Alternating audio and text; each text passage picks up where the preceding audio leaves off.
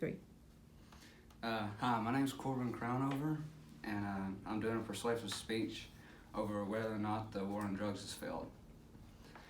So, in June 1979, President Richard Nixon first officially declared a war on drugs, saying that drug abuse was public enemy number one. Drug use is still running strong in our country, and it's getting near time for another presidential election. And I think it's very important that people understand certain issues, like the war on drugs, for example. I personally have spent quite a bit of time reading, watching debates, talks regarding the issue, to the point where I feel like I know enough information to talk about it. Ever since human creation, people have always found a fascination with illicit substances. And while the usage still continues today, a costly and frankly dangerous war is in play. So the war itself fights the supply but not the demand. If the supply is reduced and prices go up, but drugs themselves are not price sensitive, they will be consumed no matter what. And this fighting has led to both small and large drug operations. For example, meth. The government started to restrict the chemicals used to make it so that large-scale operations would fail. But in response, smaller-scale operations popped up, and so did cartels using slightly different chemicals.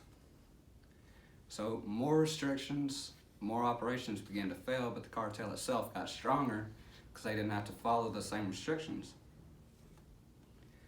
To take an example on another war, prohibition during the 20s and 30s, the banning of alcohol led to powerful figures in organized crime, black markets, increased incarceration, and violence. And frankly, these are the same results of the war. The problem is it's not fought efficiently, and it's not actually trying to help the addicts. Instead of fighting the demand, they fight the supply. It doesn't work. For example, the U.S. Drug Enforcement Agency has a 1% efficiency rate in stopping the flow of drugs at the border and within the states. And these prevention policies that they've established, they don't work either. I mean, the number of drug usage and users has only increased while more and more policies are churned out. In Mexico, for example, drug-related deaths totaled to a point where an estimated 164,000 people died or have been murdered. In Mexico, corruption increased, with the government essentially becoming puppets to the cartel.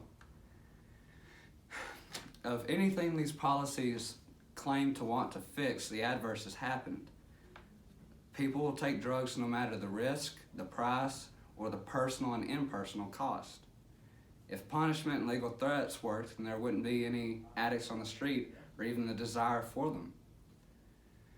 My solution is to not only decriminalize drugs, but to establish harm reduction centers like what happened in Switzerland. Switzerland was facing an opioid crisis, and so as a response, they brought up these centers. These centers gave addicts free clean needles, free high-quality heroin, and safe injection rooms, and access to therapy and social workers. 2/3 of the people in this program got regular jobs, kicked the addiction, incarceration levels decreased dramatically, and the risk of getting a disease such as HIV too. And I really think it's important to commit to the mindset of rehabilitation instead of punishment. The war has failed. Millions are addicted in our prisons, and just the risk of dying, it's high for the people. It has led to the spread of drugs in small communities and cartels.